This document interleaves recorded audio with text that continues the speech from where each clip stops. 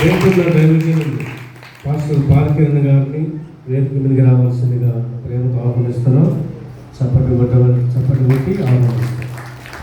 అలాగే నరసింహ పాస్టర్ గారు తాళపత్రులు సేవ చేస్తున్న దైవజనుల్ని వేదిక మీదకి రావాల్సిందిగా ఆహ్వానిస్తున్నాం. అలాగే ప్రకాష్ పాస్టర్ అనే గారు శుక్రవారం సేవ చేస్తున్నారు. ఇంతవరకు తప్పించుకొని బయట ఉన్నారు. అతి త్వరగా లోపలికి వచ్చి కూర్చొని పాట పాడుతుండగా దేవుని మహిమపరుస్తాం. దైవజనం మైకేల్ బాబు సార్ గారు వెయిట్ చేస్తూ ఉన్నారు థామస్ రెడ్డి హాస్పిటల్లో. అంటే హాస్పిటల్ ట్రీట్మెంట్ కాలేదు, ఐసీలో అంటే ఏసీలో సార్ ఫోన్ వస్తుంది. మనకి అతి ప్రాముఖ్యమైన సమయం. మంచి దైవజనులు మన మధ్యలో ఉన్నారు. పుష్పరాజు అయ్య గారిని దేవుని వాక్యం అందించవలసి కోరుచున్నాం. దానికి మునుపు ప్రార్థన దైవజనుల మహిమ ప్రవీణ్ కుమార్ గారు మా అల్లుడు వచ్చి ప్రార్థన చేయవలసిందిగా ప్రేమతో ఆహ్వానిస్తున్నాం. చప్పటి కొడదాం. ప్రార్థన చేసుకుంటాము. మహాకృప కలిగిన మా ప్రియ పరలోకపు తండ్రి, ఘనమైన దేవాలకు స్తోత్ర. యేసుక్రీస్తు ప్రార్థనా మందిరము ప్రభువా, మీరు నిర్మాణము చేయించి తండ్రి జరిగించి మొదటి సంవత్సరాన్ని పూర్తి చేసుకోవటానికి మీరు అనుగ్రహించినటువంటి కృపను బట్టి మీకు స్తోత్రాలు. స్థానికంగా ఉండే తండ్రి సంఘములు ఎంతో ప్రేమించవచ్చు. వారి జీవితంలో వచ్చొచ్చినటువంటి అనేక శ్రమలను జయించి, ఇబ్బందులను జయించి, అవమానములను జయించి తండ్రి నా దేవుని ఆరాధించటానికి ఒక మందిరము కావాలని ఎంతో ప్రయాసపడి ప్రభువా ఈ మందిరాన్ని మీరు బహుమానముగా ఇచ్చినందుకే మీకు స్తోత్రాలు. వారి కుటుంబానికి మరి బహుమానముగా ఇచ్చినందుకే మీకు స్తోత్రాలు. ప్రతి ఆదివారం తండ్రి మందిరంలో మీరు ఆరాధనలు జరిగించవచ్చు. ఈ ఆరాధనల ద్వారా తండ్రి వారు చేయించినటువంటి స్థుతి గానముల ద్వారా నిత్యము గణపరచవలసిన తండ్రి మీకు స్తుతులు ప్రభువా. నేటి దినమందు తండ్రి యానివర్సరీ కార్యక్రమం నిమిత్తమై చేరి వచ్చినటువంటి పెద్దలను దైవ సేవకులైనటువంటి వారిని తీసుకుని వచ్చున్నాను. ఇంతవరకు తండ్రి మొదటి వర్తమానము ద్వారా మీరు ప్రతి ఒక్కరితో మీరు మాట్లాడి ఉన్నారని మేము నమ్ముచున్నాను. జరగవచ్చినటువంటి కార్యక్రమం అంతటిని మీ చిత్తానుసారంగా జరిగింపచేసి మీరే నాయకుడిగా ఉండి ప్రతి దానిని మీరే చూచుకున్నాను. సమస్త మహిమ ఘనత కీర్తి మీరు మాత్రమే పొందున్నారు. యేసుక్రీస్తు వారి పరిశుద్ధ నామములో ప్రార్థించి వేడుకొనుచున్నాము తండ్రి. ఆమేన్. అవకాశం ఇచ్చినటువంటి గారికి హృదయపూర్వకంగా చప్పటి కొట్టి దేవుని నామములో. అలాగే గుంటూరులో సేవ చేస్తున్న దైవజనులు స్టీఫెన్ పాస్టర్ గారిని ప్రేమతో ఆహ్వానిస్తున్నాం. దయచేసి సైగలు రండి, లోతు రావాలి. అందరూ హలక్ అవ్వడానికి ఒక పల్లవిచ్చాము. చప్పటి కొట్టి గట్టిగా దేవుని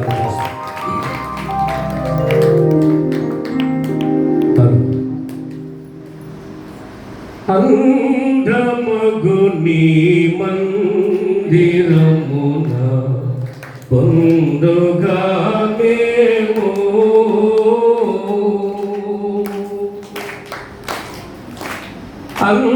అందమగుని మందిరమున పొందుగా మేము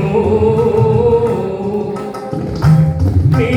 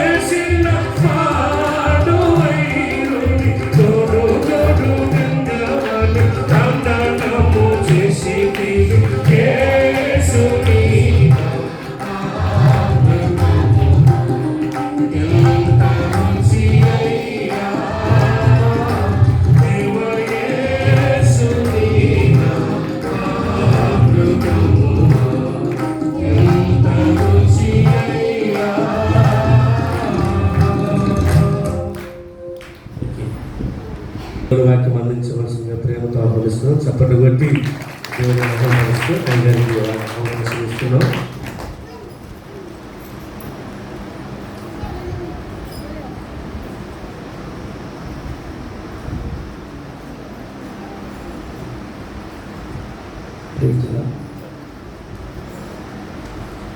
ఈ సమయంలో దేవుడు నాకు ఇచ్చిన ఈ మంచి సమయం బట్టి ప్రభువును స్తుతిస్తున్నాను. స్థానికంగా పనిచేస్తున్న దైవజనులు మరి ఎస్ఎన్ఆ పాస్టర్ గారికి కుటుంబానికి నా హృదయపూర్వక వందనాలు తెలియజేస్తున్నాను. నాతోటి ఇక్కడ ఉన్నటువంటి జత పైన అందరికీ నా హృదయపూర్వక వందనాలు తెలియజేస్తున్నాను. ఈ మందిరపు యొక్క ప్రతిష్టతకు పిలువబడిన మీ అందరికీ నా హృదయపూర్వక వందనాలు తెలియజేస్తున్నాను.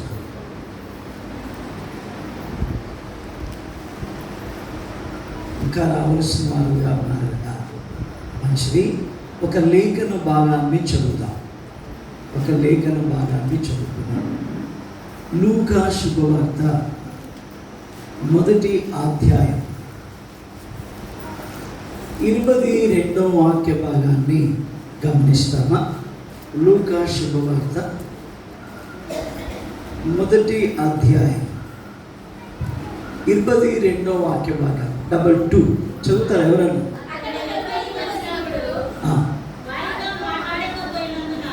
తర్వాత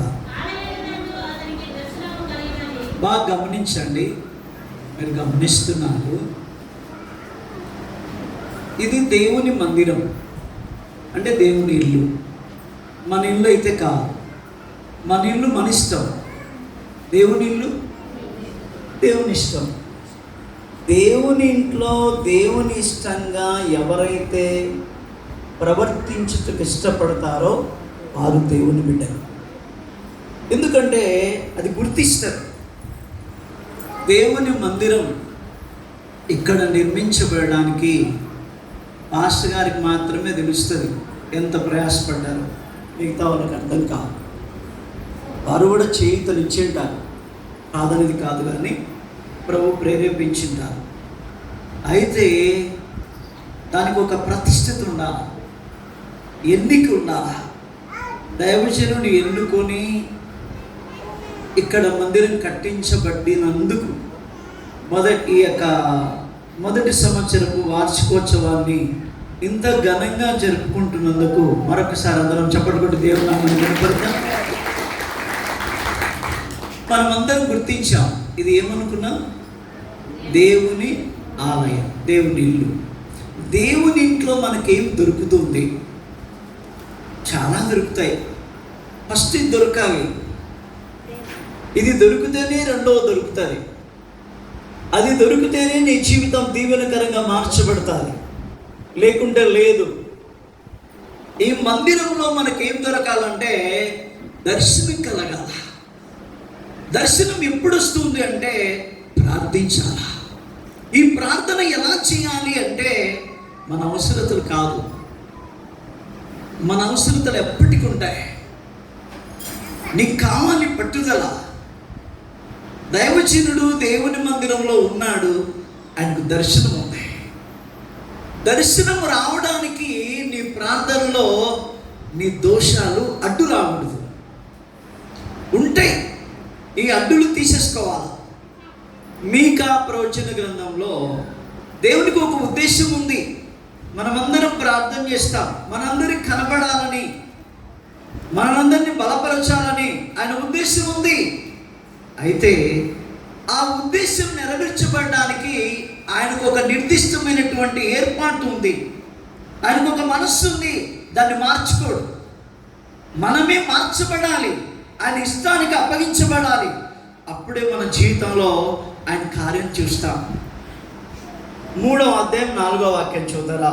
మీకా ప్రవచన గ్రంథం 3:4. దేవుని మనస్సు, దేవుని యొక్క ఉద్దేశం ఏంటి? ప్రార్థించు వారి పట్ల ఎలా ఉంటే ఆయన దర్శనమిస్తాడు, ఎలాగ ప్రార్థిస్తే ఆయన వారిని సమీపిస్తాడు. మన ప్రార్థన ఎలా ఉంటే ఆయన మందిరంలో మనకు దర్శనం కలుగుతాడు. అయితే ఈ మందిరంలో నీకు కలిగే దర్శనం వేరు, నీ ఇంట్లో కలిగే దర్శనం వేరు. మందిరము అది దేవుని ఇల్లు. దేవుని ఇంట్లోనే దేవుణ్ణి చూడకపోతే, డాక్టర్ దగ్గరనే ఆ డాక్టర్ యొక్క ఆ వైద్యశాలలోనే నువ్వు వైద్యుడైన డాక్టర్ గారిని చూడకపోతే నువ్వు ఎక్కడ చూస్తావు? కనుక దేవుణ్ణి చూసే సమయం ఇది, దేవుణ్ణి చూడడానికి ఏర్పాటు చేయబడిన మందిరం అనేది మనం గమనిస్తున్నాం. చదువుతారా? మంచి మాట. తర్వాత వారు యెహోవాకు మొరపెట్టినను అంగీకరింపక ఆ కాలమందు వారికి కనబడకుండా వాళ్ళ మీరిద్దరు బాగుంది అని అంటే కొంచెం కలిసి పాడబడినట్లుగా చూస్తున్నారు, మంచిదే కాదని. ఒకరు చదివేటప్పుడు ఇంకొకరు ఆగితే బాగుంటుంది కదా, మంచిది. ఇక్కడ దేవుని ఉద్దేశం ఏంటంటే, ప్రార్థన చేసేటప్పుడంట మనము మన తలంపుల్లో, మన చూపుల్లో, మన వినికిడిలో, మన చేతుల పనుల్లో, మన నడకలో ఎక్కడైనా దోషం అనేది ఉందనుకోండి, ఆయన మనకు కనపరాడంట. వారు అపోస్తులైనా, పెద్ద దైవజనులైనా, వారు శిష్యులైనా, పరిచారకులైనా, పెద్దలైనా, చిన్నలైనా, కొత్తగా రక్షింపబడిన వారైనా, ఆయన నిర్దిష్టమైనటువంటి ఏర్పాటు ఒకటే, ఆయన చట్ట పరిధి ఒకటే. ఆయన చిత్తం ఎలా ఉంటుందంటే, ఆయన మనస్సు, ఆయనకు విరోధంగా, ఆ మనస్సుకు సంబంధించి విరోధంగా ఏమీ చేయలేడు. దుర్మార్గతను అనుసరిస్తూ మనంతా మనం చేయం. ఇతరుల యొక్క బలవంతాన్ని బట్టి దురాభిమాన పాపం అంటాం. నాకు కొన్ని ఇష్టం ఉండదు. నేను కొత్తగా 1986లో రక్షింపబడ్డా. ఒక ఆయన ట్రాక్టర్ ఎక్కాడు. నాకు మా యొక్క ఊర్లో ఆయన రెడ్డిగా పనిచేశాడు.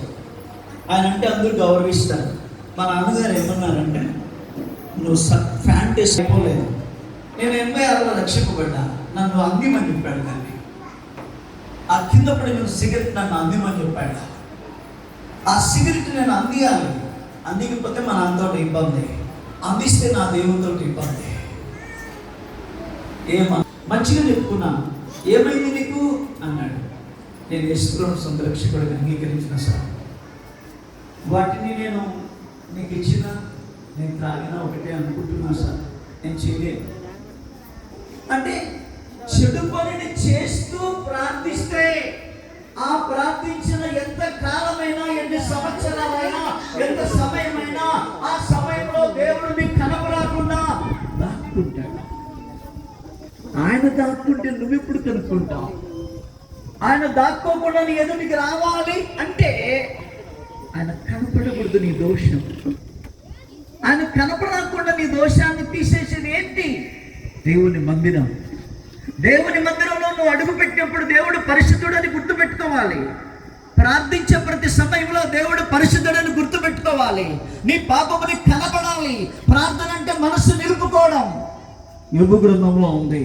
నీ ప్రార్థన ఎలా ఉంది? నీ ప్రార్థనలో దర్శనం కావాలి. నిద్రపోయేటప్పుడు వచ్చేది స్వప్నము లేదా కళ, ప్రార్థించేటప్పుడు వచ్చేది దర్శనం. ఆ దర్శనము నిన్ను నీ కొరకు ప్రాణం పెట్టాడు. ఆయన ఇంటికి వచ్చినప్పుడు ఆయన్ని చూడకుండా నీ ప్రార్థన ఎంతకాలం? అసలు నీ జీవితం ఎలా ధన్యమవుతుంది? నువ్వు ఎలా రక్షింపబడ్డావు? ఎలాగ నీ రక్షణ దేవుడు అంగీకరించాడా? స్కూల్లో చేరితేనే చాలదు, డ్రెస్ కోడ్ ఉంటేనే చాలదు, హాజరు వేసుకుంటే చాలదు. చదువు కావాలి, పరీక్షల్లో విజయం కావాలి. అలాగనే ప్రభు సన్నిధిలో మనం ప్రార్థించి ఆ ప్రార్థనలో నువ్వు దర్శనం చూడాలి. దర్శనం చూడాలి అంటే నీ మనస్సు అంట తిన్నగా నిలపాలి, అంటే దేవుని మీద నిలపాలి.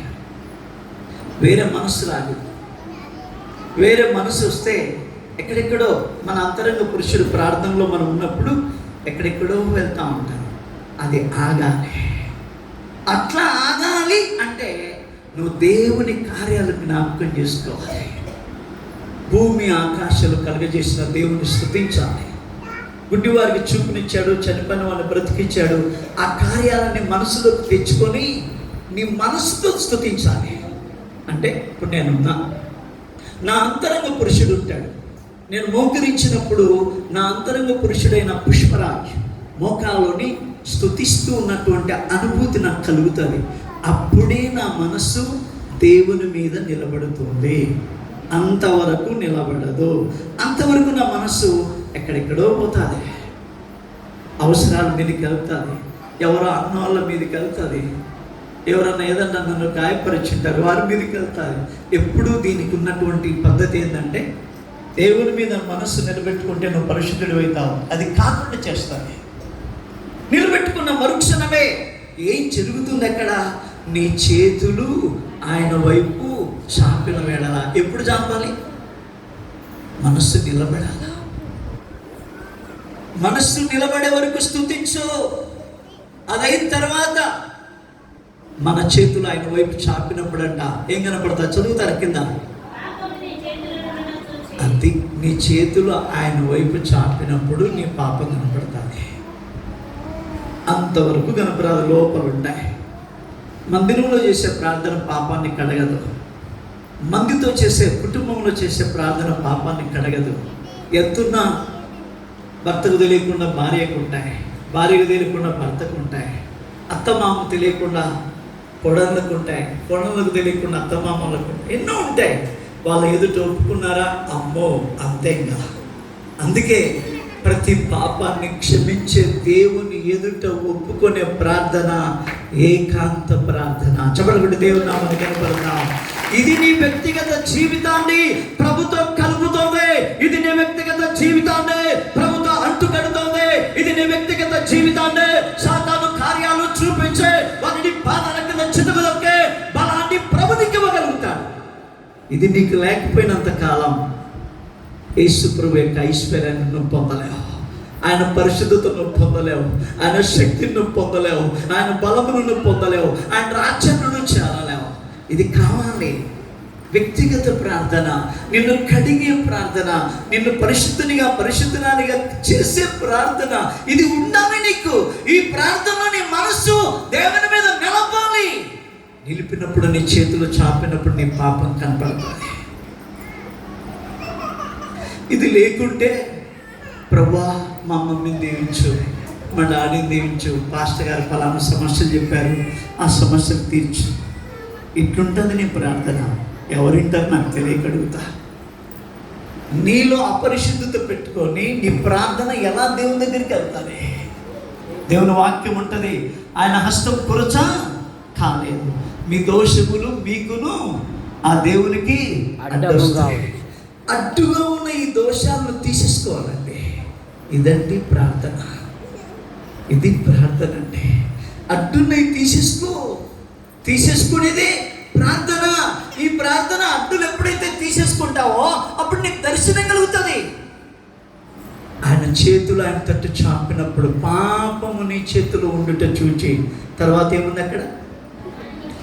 దాన్ని ఎప్పుడు ఇడిస్తావు? నీ పాపాన్ని నువ్వు గుర్తిస్తే కదా. దాన్ని విడిచినేడలా అంటే ఒక మాట చూద్దాం. యోబు గ్రంథం 22వ అధ్యాయం 26వ అధ్యాయం ఒక మంచి మాట చూద్దాం. యోబు గ్రంథము 33:26 చూతారా? 33:26. వాడు దేవుని బ్రతిమాలు కొన్న ఎడల ఆయన వాడిని కటాక్షించు. బ్రతిమాలాడి ప్రార్థన చేస్తే ఏమొస్తో చెప్తారా? కటాక్షం అంటే కనికరం. బ్రతిమలాడాలి. ఎందుకని అని అంటే, మీ మమ్మీ మాట నువ్వు విన్నప్పుడు, మీ డాడీ చెప్పినట్టు నువ్వు బడికి పోనప్పుడు, డాడీ నాకు పలానా వస్తువు డాడీ అంటే వెంటనే ఈడు, సారీ డాడీ, క్షమించు డాడీ, బడికి పోతా డాడీ, ఏ డాడీ, భంగపోతావు. అట్లా భంగపోవాలండి. ఎందుకంటే అనేక విషయాల్లో జారిపోయేవాళ్ళం, అనేక విషయాల్లో తప్పిపోయేవాళ్ళం. ఏదో బాగున్నట్లుగా ఏమడిగినా ఇస్తాలే ఇవ్వడు. పాపం ఉన్నంత కాలం నువ్వేమడిగినా ఇవ్వడు. దైవజనుని ప్రార్థన బట్టి నువ్వు అడిగేటన్ని ఇస్తూ ఉంటాడు. మన ప్రార్థన కాదు అది, దైవజనుడి ప్రార్థన. ఏర్పాటు చేసుకున్న దైవజనుడి ప్రార్థన బట్టి మనకు మేలు కలుగుతుంది, అంతేగాని మరొకటి కాదు. అక్కడ రాయబడుతూ ఉంది, బ్రతిమలాడి ప్రార్థించు వారికి దేవుని కటాక్షం కలుగుతాయి. ఆ కటాక్షం ద్వారా ఏమొస్తుందో చదువుతారా? కావున వాడు ఆయన ముఖమును చూచి, అంటే ఆయన ముఖం చూడడం అంటే ఏంటి? దర్శనం. ఆయన ముఖం కనబడుతూ ఉందండి. బ్రతిమలాడి ప్రార్థించు వారికి ఆ కలువరి శిలువలో నీ కొరకు వేలాడిన, నీ కొరకు కొరడా దెబ్బలు, ముళ్ళ కిరీటము, కొరడా దెబ్బల ద్వారా సిలువ వేయబడిన ఆ పరిశుద్ధుడైన యేసు ప్రభు యొక్క రక్తాన్ని, యేసు ప్రభు యొక్క ఆ గాయపరచబడిన శరీరాన్ని నువ్వు చూడగలుగుతావు. ఆ దర్శనం ఉన్నప్పుడంట 90వ కీర్తన 8లో ఉంటుంది, మన రహస్య పాపములు కనబడతాయంట. దర్శనం, ప్రభు యొక్క ముఖ దర్శనం నీకు కనబడితే నీ రహస్య పాపాలు కనబడతాయి.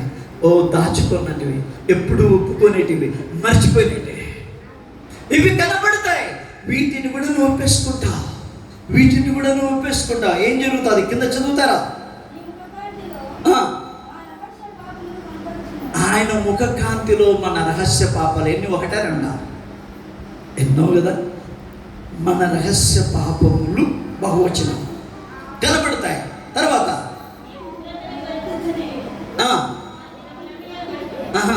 నీ రహస్య పాపములు కనబడతాయి. ఆ కనబడినప్పుడు ఆ మళ్ళీ మన భాగంలో అక్కడ యోబు గ్రంథం చదివినాం కదా, వాడు బ్రతిమలాడి ప్రార్థించిన ద్వారా ఆయన కటాక్షించి ఆయన ముఖము కనబడును. ఇలాగున్న మానవునికి, అంటే ఇలాగున్న నరునికి నిర్దోషత్వం అంటే శుభ్రపరచబడ్డావు, క్లీన్ చేయబడ్డావు. ఎట్లా? ప్రార్థన. నీ ప్రార్థన నిన్ను శుద్ధి చేస్తుంది. మురికి వస్త్రాలు ఉంటాయి, ఇడిచి ఆ హ్యాంగులర్కో లేకుంటే గోడలకు తగిలిస్తాం మనం, వాటికి తగిలిస్తాయి. శుభ్రంగా నీళ్ళు ఉండాలి, సబ్బు ఉండాలి, నానబెట్టాలి, మళ్ళా మురికిని చూడాలి, ఉతకాలి, అబ్బో ఇంత పని చేయాలి. అంటే నీకు కన్నీటి ప్రార్థన ఉన్నప్పుడు నీకేమవుతుందంటే ఆ రక్తము ద్వారా నువ్వు శుద్ధి చేయబడతావు. నీ వ్యక్తిగత ప్రార్థన నిన్ను పరిశుద్ధినిగా మారుస్తుంది. అంటే ప్రార్థన ఏం చేస్తుందంటే మనలో ఉన్న పాపాన్ని బయటికి పంపిస్తుంది. చప్పటి కొట్టి దేవుని నామాన్ని కనపడతా. మళ్ళీ చెప్తాను, ప్రార్థన ఏం చేస్తుందంటే మనలో ఉన్న పాపాన్ని బయట పంపిస్తుంది. నాకు ప్రభు నేర్పించింది, బైబిల్లో ఉన్నది ఇదే, మనమందరం చేయవలసింది ఇదే. ఈ పాపం ఎప్పుడైతే బయటికి వెళ్తుందో అప్పుడు దర్శనం కనబడుతుంది. దర్శనం కనబడినప్పుడే మన పాపం బయటికి వెళ్తుంది. మన పాపం బయటికి వెళ్ళడానికి మన మనస్సు దేవుని మీద నిలబడాలి. నిలబడినప్పుడే అది శుద్ధి అవుతుంది. యెషయా భక్తుడు ప్రార్థన చేస్తున్నాడు. అద్భుతమైన సందర్భం గమనిస్తామా? 38వ అధ్యాయంలో హిజ్కియా రాజు గారు ప్రార్థన చేస్తున్నారు. హిజ్కియా రాజు గారు యూదా రాజ్యాన్ని పరిపాలించిన రాజుల్లో గొప్ప రాజు. ఆయన ప్రార్థిస్తున్నాడు. 17వ అధ్యాయానికి వచ్చి 17వ వాక్య భాగానికి వచ్చాడు.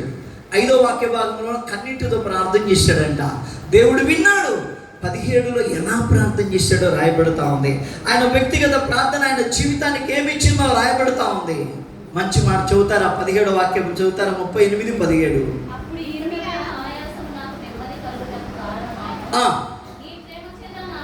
నీ ప్రేమ చేత నా ప్రాణమును నాశనమును గోతి నుండి తప్పించింది. తర్వాత నీ వీపు వెనకల నా పాపములను. బాగా గమనించండి, ఇక్కడ ఏం జరుగుతుందంట. ఇప్పుడు తండ్రి అయిన దేవునికంట మొత్తానికి హిజ్కియా అనే భక్తుడు ఇప్పుడు ఆయన దగ్గర లేవు. ఇప్పుడు ఆయన పరిశుద్ధుడు. అందుకే ఏమంటున్నాడంటే 19వ వాక్యం చెబుతారా? 19వ వాక్యం, నేను స్తుతించేదను.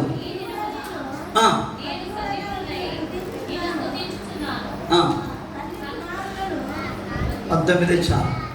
ఈ దినమున నేను సజీవుడు. నిన్నేమైపోయాడు?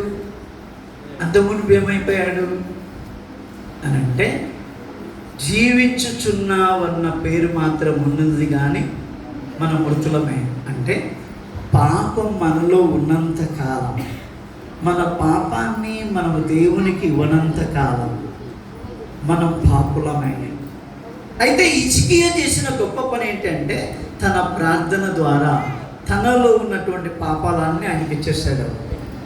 ఇచ్చేసిన తర్వాత ఆ పాపాలన్నీ ఏం చేశాడు? దేవుని వీపు వెనకల ఒప్పుకున్నవి తూర్పుకు పడమటికి ఎంత దూరమో అంత దూరం చేస్తాడంట. అంటే నువ్వు మళ్ళీ తీసుకోకుండా అబద్ధమనే పాపాన్ని యేసుప్రభుకి ఇచ్చావు అనుకున్నావు, నువ్వు అబద్ధం అనలేవు. అంటే మమ్మీతో మాట్లాడినట్టు మమ్మీతో కూడిన అబద్ధాలు ఇస్తే డాడీతో మాట్లాడచ్చు అనుకుంటారేమో. అలా కాదు, అబద్ధాలన్నీ ఇస్తాం మన దగ్గర ఉంటా. అంటే మొత్తానికి ప్రార్థన ఏం చేస్తుందంటే మనల్ని పరిశుద్ధులుగా మారుస్తుంది. ఇద్దరు దేవాలయంలోనికి వెళ్ళారు, మనకు తెలుసు. శుంకర్ ఎవరు? పరిసయ్యుడు. ఎవరు పరిశుద్ధులుగా మార్చబడ్డారు? శుంకరేమో ఇంటి నుంచి మందిరంలోనికి వచ్చినంత కాలము పాపంలోనే ఉన్నాడు.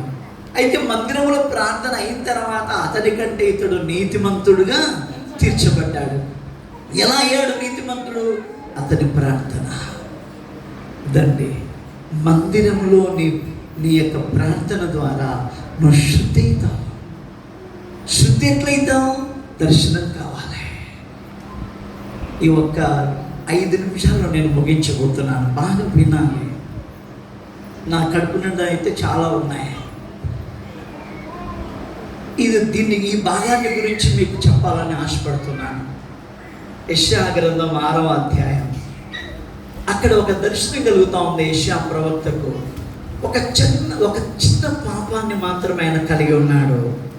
అది కూడా అబద్ధములాడే పెదవాళ్ళు ఉన్నాయి, అబద్ధములాడే జనుల మధ్య నివాసం ఉన్నాడు. అన్నీ బాగున్నాయి, అంటే చూపులు బాగున్నాయి, వెనికిడి బాగుంది, చేతులు పనులు బాగున్నాయి, పాదములు నడక బాగుంది, టోటల్ ఎక్కడ పాపం లేదు. ఆ ఒక్కదాన్ని కూడా ఒప్పేసుకుంటున్నాడు.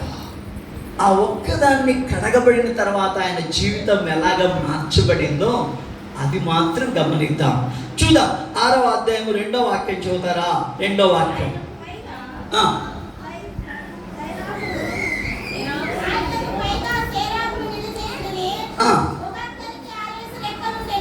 ఓకే, తర్వాత చూద్దాం.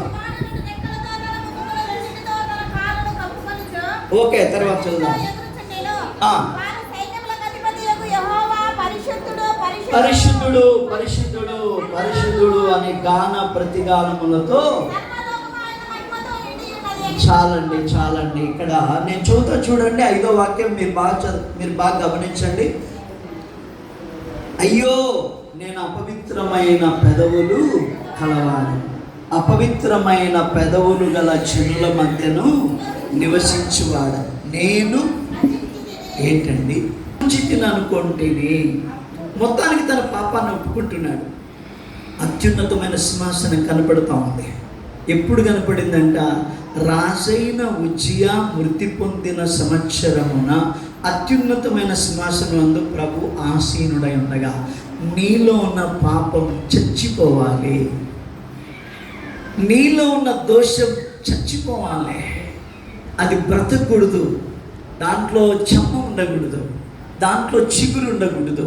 పాపములో చిగురున్నంత కాలం మనం ప్రభులో వర్ధిల్లలేము. కనుక దాన్ని తీసేసుకున్నాడు ఈయన. అబద్ధములు పెదవులు ఉన్నాయి, అబద్ధములాడే జనుల మధ్య ఉన్నాడు. అది కూడా తీసేసుకోవడానికి ప్రభా నన్ను శుద్ధి చేయి ప్రార్థన చేశాక కింద రాయబడుతుంది. కారుతో ఒక నిప్పును దేవత గారు ఎగిరి వచ్చి తీసుకొచ్చి చెరాకును ఆయన పెదాలకు తగిలించి ఒక స్వరం వినపడతా ఉంది.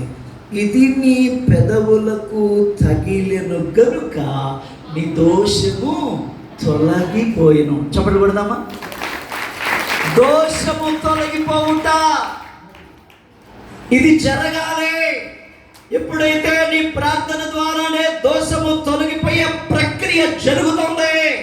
ఒక మురికి వస్త్రాన్ని తెల్లగా ఉతుక్కోవాలి అంటే ఒక పర్యాయం ఉతికితే అది తెలుపు కాకపోవచ్చు, రెండో పర్యాయం ఉతికితే కాకపోవచ్చు, మూడో పర్యాయానికే అది తప్పకుండా శుద్ధి అవుతుంది.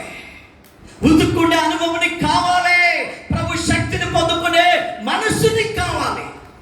నువ్వు చేసే ప్రార్థన నీ పేదరికమా, నీకు ఉద్యోగం లేదా, ఆయన అవసరం లే, నీకు కావాలి ప్రభు, నువ్వు కావాలి ప్రభుకు.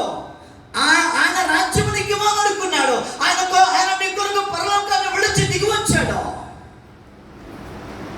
ఆయన కృపను నువ్వు ధ్యానించకుండా, ఆయనకు నీ పాపం ఇవ్వకుండా ఆయన రాజ్యానికి ఎలా వెళ్తావు? అది పరిశుద్ధ పట్టణం. మన ప్రార్థనేనండి మనల్ని పరిశుద్ధులుగా చేసేది.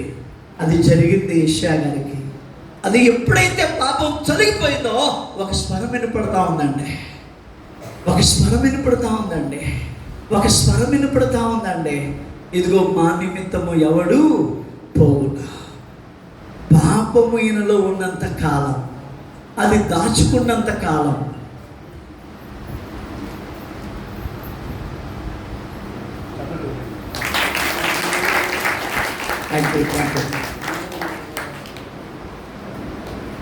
పరిశుద్ధుడు పరిశుద్ధుడు అని గాన ప్రతిగాన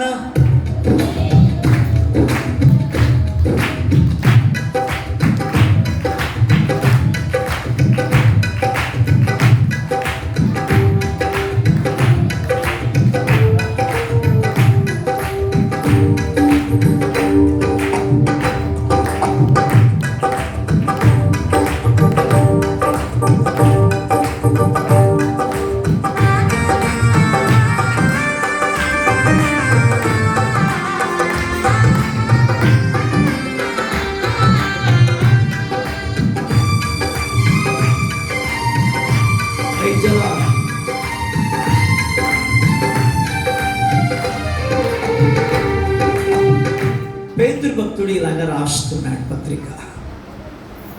ఏమని రాస్తున్నాడంటే, పేతురు రాసిన మొదటి పత్రిక 2వ అధ్యాయం.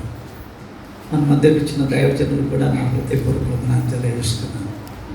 5వ వాక్యం చెబుతారా? 5వ వాక్యం. యేసు క్రీస్తు ద్వారా దేవునికి అనుకూలమగు ఆత్మ సంబంధమైన బలులు అర్పించుటకు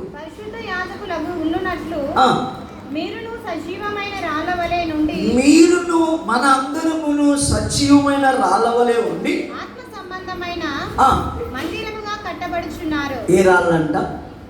ఏ రాళ్ళు? దేవుని మందిరానికి మనమంట. ఇక్కడ మందిరం కట్టబడింది, మనం నివాసం. దేవుడు మనలో నివాసం ఉండాలి అంటే సజీవమైన రాళ్ళ వలె కట్టబడాలంట.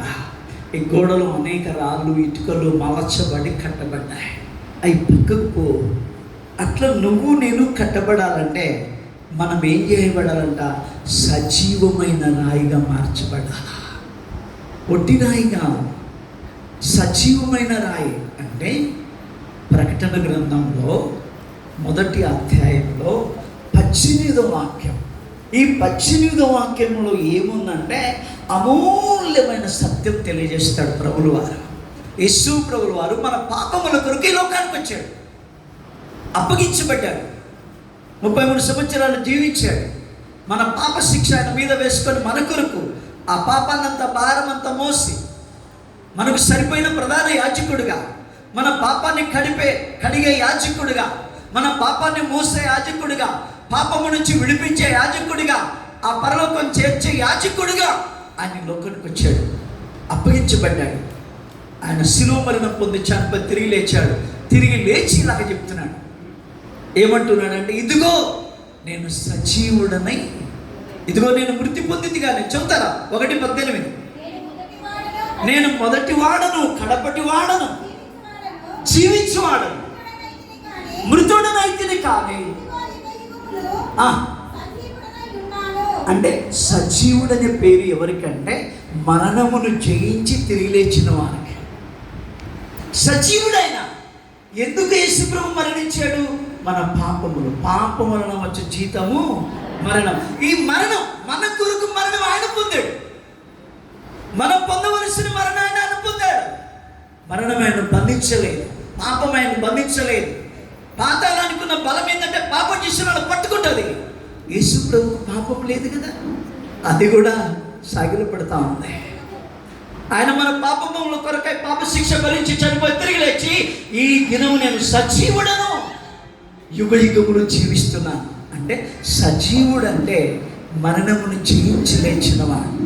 మనం చదువుకున్న భాగంలో ఏముందంటే, ఇందాక మనం చదివినాం కదా, యెషయా ప్రవచనం 38:19, ఈ దినము నేను సజీవుడను. ఎవరన్నారు ఈ మాట? హిజ్కియా. ఎందుకన్నాడు? ఆయనలో పాపమున్నంత కాలం ఆయన సజీవుడు కా. ఎప్పుడైతే ఈ పాపాన్ని దేవునికి ఇచ్చాడో, పరిశుద్ధుడిగా మార్చబడ్డాడో, సజీవుడయ్యాడు. అంటే పాపము లేకుండా నువ్వు జీవించినప్పుడే నువ్వు సజీవమైన రాయిగా, దేవుని మందిరంలో పేర్చబడిన ఒక రాయిలాగా ఆ కట్టడములో అమర్చబడి నిలపబడతావు. చప్పట్లు కొట్టి దేవుని నామానికి నిలబడతా. అంటే నిన్ను సజీవమైన రాయిగా మార్చడానికి ఉపయోగపడేది ఏంటయ్యా అంటే నీ ప్రార్థన. భర్త ప్రార్థనను బట్టి భార్య పరిశుద్ధపరచబడదు, భార్య ప్రార్థన బట్టి భర్త పరిశుద్ధపరచబడదు. ఒకరి వస్త్రాలు ఒకరు ఉతుక్కోవచ్చు, లాండ్రీకి వేయచ్చు. అయితే ఇక్కడ మాత్రం నీ పాప వస్త్రాన్ని యేసు రక్తంలో నువ్వే ఉతుక్కోవాలి. అట్లా ఉతుక్కొని తెలుపు చేసుకోవడానికి ఉపయోగపడేదే నీ వ్యక్తిగత ప్రార్థన. ఆ ప్రార్థన ద్వారా నీలో ఉన్న పాపమంతా తొలగింపజేసుకుంటా. ప్రార్థన నీకు ఏమిస్తుందంటే పరిశుద్ధత. అప్పుడు నీకు దర్శనం కలుగుతుంది. మంచిది. రెండవదిగా మందిరంలో ఏం దొరుకుతుంది? ఒక్క వాక్యం చెప్పి నేను ముగిస్తాను. అంటే ఈ ఒక 5 నిమిషాల్లో నా మాటలు ముగిస్తాను. రెండవదిగా మందిరంలో మనకేం దొరుకుతుంది? ఏం దొరుకుతుంది చూద్దాం. మంచి మాట. యెషయా ప్రవచన గ్రంథము 2వ అధ్యాయము 3వ వాక్యాన్ని చూద్దాం. యెషయా గ్రంథము 2:3 చదువుతారా? ఆ కాలమున సియోనులో నుండి ధర్మశాస్త్రమును, యెరూషలేము నుండి యెహోవా వాక్కును బయలువెళ్ళెను. జనములు గుంపులు గుంపులుగా వచ్చి, జనములు గుంపులు గుంపులుగా వచ్చి యాకోబు దేవుని మందిరమునకు, యెహోవా పర్వతమునకు. యాకోబు దేవుడు అంటే యాకోబును మార్చింది, మనల్ని కూడా మార్చే దేవుడు, మార్పు లేనిది. యాకోబు దేవుని మందిరమునకు, యెహోవా పర్వతమునకు మనం వెళుదాము రండి. ఆయన తన మార్గముల విషయమై మనకు బోధించును. అంటే ఏం దొరుకుతుంది మందిరంలో? వాక్యం దొరుకుతుంది. ఈ వాక్యం ఏం చేస్తుందంటే, ప్రార్థనేమో నీలో ఉన్న దోషాన్ని బయటికి పంపిస్తుంది, వాక్యమేమో బయట ఉన్న దోషం నీలోనికి రాకుండా భద్రపరుస్తుంది. చెప్పటి దేవుని నామాన్ని కనపడతా. ఇది జరగాలి. 119వ కీర్తన 11వ వాక్యం చూద్దాం. భక్తుడైన దావీదు చెప్తా ఉన్నాడు, అయ్యా నీ ఎదుట నేను పాపము చేయకుండానట్లు, ఎవరో కాదయ్యా, నేను పాపము చేయకుండానట్లు నా హృదయంలో నీ వాక్యం ఉంచుకున్నాను. ఈ వాక్యం మన హృదయంలో ఉంటేనే బయట ఉన్న పాపము నీలోనికి రావడానికి, ఎప్పుడు రావడానికి ఎదురు చూసినా ఒక కాపలాదారుడిగా అనుకోసా అన్నట్టుగా పాపాన్ని ఆ వాక్యమే ఎదిరిస్తుంది. ఈ వాక్యము నీలో జీవించాలి. విన్న వాక్యము నీ హృదయంలో ఉంచుకోవాలి. దేవుని వాక్యం అంట నోటిలో, అది నీ యొద్దను, నీలోను, నీ నోటను, నీ కడుపులోను, నీ హృదయంలోను ఉండాలన్నట్టు మనం చూస్తాం. దేవుని వాక్యం ఉండే స్థలాలు 3గా మనం చూస్తాం. రోమాపత్రికలో 9:10 మనం గమనిస్తే 8, 9, 10, 8 చూడండి. అక్కడ ఉంటుంది వాక్యము నీ యొద్దను, నీ నోట, నీ కడుపులో. అంటే ఆయన వాక్యము మన చేతిలో ఉన్నంత కాలము మనకు బలమీద. చదువుదాం. వాక్యము నీ యొద్దను. ఇప్పుడు నా యొద్ద ఉంది వాక్యం. ఈ నా యొద్ద ఉన్న ఈ వాక్యము నా నోటికి రావాలి. నీ నోటను, నీ హృదయం. అంటే 3వ భాగం హృదయం. ఇక్కడ నాతో ఉన్నంత కాలం నన్ను మార్చలేదా? నాతో ఉన్న ఈ వాక్యం నా నోటికి రావాలి. నేను భుజించే అనుభవంలోనికి రావాలి. భుజించిన తర్వాత అది నా హృదయంలో నిలబడాలి. దేవుని వాక్యాన్ని ఎత్తుకొని పోవడానికి సాతానుడు ఎప్పుడు సిద్ధంగా ఉంటాడు. వాడు ఎత్తుకొని పోకుండా దాన్ని భద్రపరుచుకోవాలి. మరియమ్మ గారంట ఆయన మాటలు, ఇదిగో ఈయనే లోకరక్షకుడు, ఈయనే పాపము నుంచి విడిపించేవాడు, తన ప్రజల కొరకు వచ్చి త్యాగం చేసే గొప్ప ప్రభు. ఆయన మాటలన్నీ తన హృదయంలో ఏం చేసుకున్నట్ట? తల పోసుకొని భద్రపరుచుకున్నట్ట. అట్లాగనే ఆ వాక్యం నిలబడాలి. నిలబడిన వాక్యం ఏం చేస్తుందంటే పాపము నీలోనికి రాకుండా అడ్డగిస్తుంది. అంటే ఉన్న పాపాన్నేమో తీసేసేదేమో నీ వ్యక్తిగత ప్రార్థన, యేసు రక్తముతో కన్నీటితో కడగబడే ప్రార్థన. యేసు రక్తముతో నువ్వు కడగబడితే అప్పుడు నీ పాపం ఎంతైనా పోతాది, అక్కడ ఉండదు. ఇంకా కన్నీళ్ళు నీకున్నాయా? యేసు రక్తం ఎప్పటికి ఉంటుంది. ఆ రక్తం ఏం చేస్తుందంటే నేను పరిశుద్ధునిగా మారుస్తుంది. తలంపులు పరిశుద్ధురాలిగా, వినికిడి, నోటి మాటలు, చేతుల పనులు, పాదముల నడుక టోటలీ పరిశుద్ధుడు. అప్పుడు ఆ వాక్యాన్ని దగ్గర ఉంచుకున్నావు అనుకో, ఇంకా చూడు, అబ్బా ఆ వాక్యం అన్నా నీలో నాటబడి నీ ఆత్మను రక్షిస్తుంది. అంతేకాదు, ఈ వాక్యాన్ని పొందుకున్న తర్వాత మనం ఏమవుతాం? ఒక్క వాక్యం చదవడం ముగిస్తా. యోహాను రాసిన సువార్త 17వ అధ్యాయం 14 చదువుదాం. 17:14. ఇది జరగాలి. ఇది భుజించే అనుభవం అంటే, ఇది భుజించే అనుభవం అంటే దావీదు ఇక్కడ 2 వాక్యాలు చూద్దాం. చదువుతారు? ఈ వాక్యం చదవండి, ఇంకొకటి చదివిస్తాం, ముగిస్తాం. వారికి నీ వాక్యం ఇచ్చి ఉన్నాను, నేను లోక సంబంధిని కానట్టు వారును లోక సంబంధులు కాదు. ఏంటంట?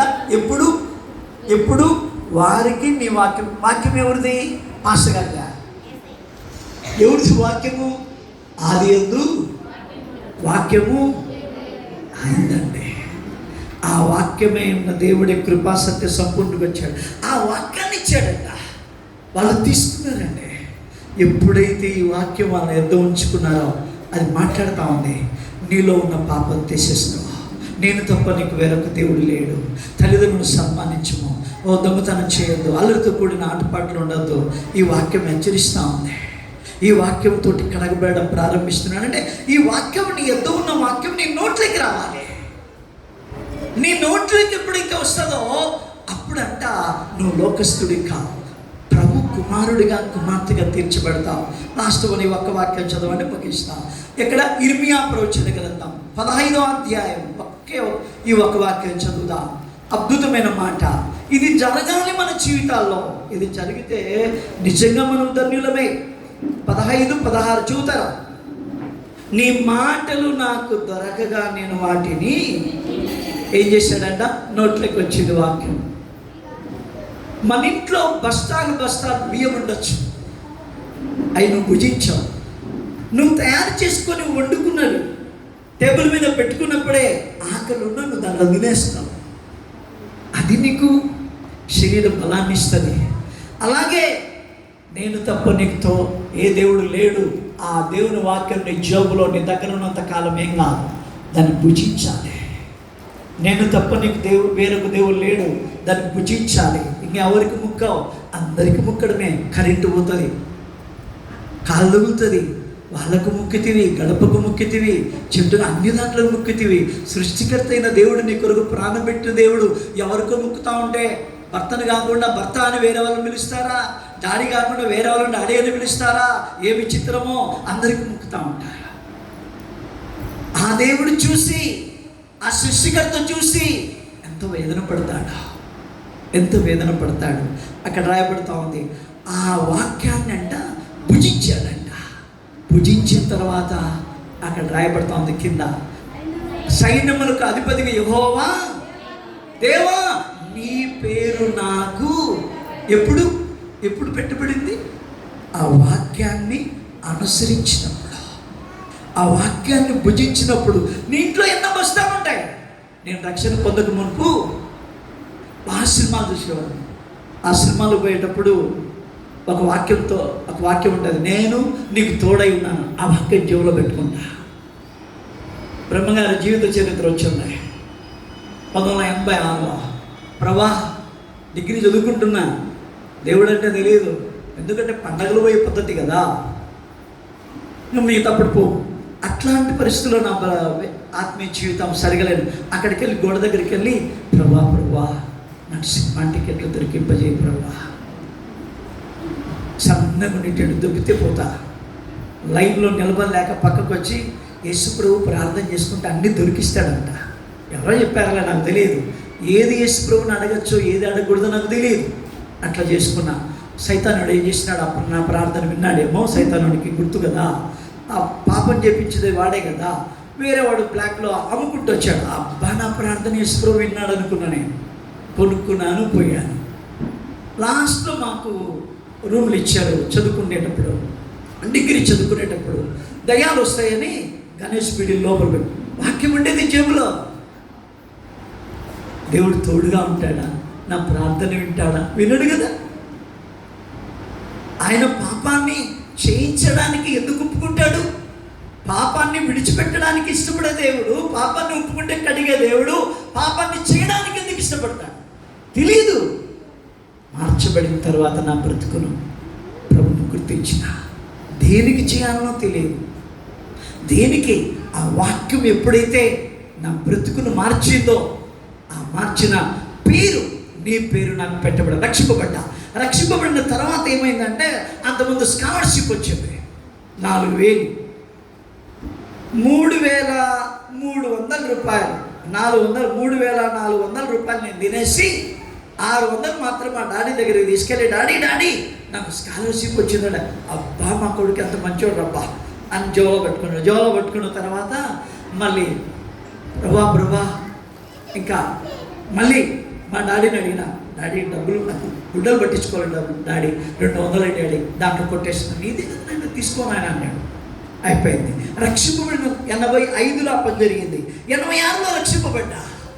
86లో రక్షింపబడిన తర్వాత నా బ్రతుకులో మార్పు వచ్చింది.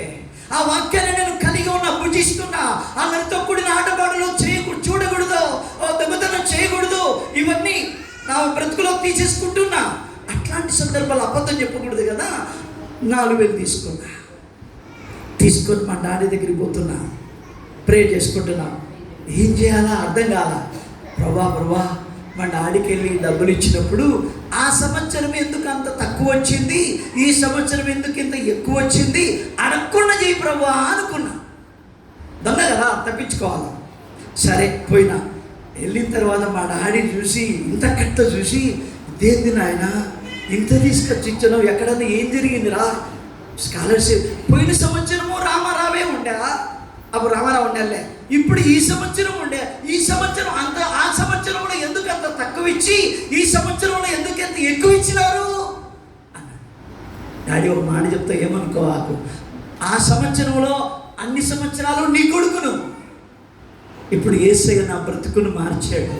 నేను 2వ జన్మ పొందినా, ఇప్పుడు దేవుని కుమారుడిగా మార్చబడ్డా. ఆ వాక్యాన్ని భుజించడం నేర్చుకుంటున్నా. ఈ వాక్యము నా బ్రతుకులో ఉన్న పాపాన్ని తీసివేయడమే కాకుండా వచ్చే పాపాన్ని అడ్డగిస్తా ఉంది, తోసేస్తా ఉంది. నేను చేయలేదు. ఆ వాక్యం నన్ను మారుస్తా ఉంది. ఆ రోజు కాదు, ఈ రోజు కూడా నన్ను ప్రభు దగ్గరికి నడిపిస్తా ఉంది. ఆ వాక్యమే నా ఆత్మను రక్షిస్తా ఉంది.